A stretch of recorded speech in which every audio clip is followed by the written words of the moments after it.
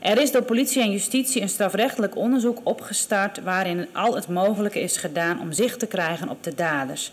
Er is geobserveerd, er is getapt en er zijn diverse personen gehoord. 2 hazers moeten daarom van de morgen vak komen vanwege belutsenheid bij 9 inbraken. Maar ontkennen op de zitting het grootste part ervan. Toch houdt het ministerie haar verantwoordelijk en eerst zien de 24-jarige een straf van 2 jaar met een jel hier onder betingst. De 21-jarige zou 15 maanden zitten matten. Ik zou de oudste van de 2 onder tafelsjoch komen matten.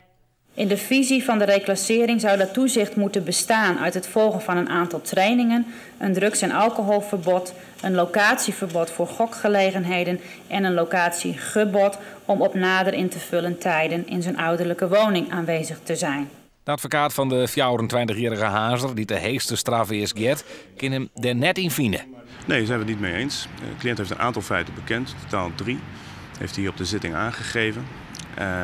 Maar een aantal andere feiten, daar is het bewijs dun of niet aanwezig. De verdachten bekennen uiteindelijk maar 3 inbraken. Wilst het eindverlinier en begint dit hier 10-tallen keren rekken wie in de omjouwing van Haas. Dat zorgde voor een grote maatschappelijke onrust. Toch wordt dat er nog meer inbrekkers actief was. Bekenden van de verdachten die het nou vaak komen massen. Maar namen willen de malje net ja.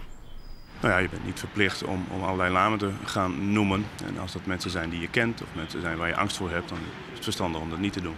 Hoe 2 weken docht de rechtbank uitspraak in de zaak van de inbraken in Haas en Frenscher.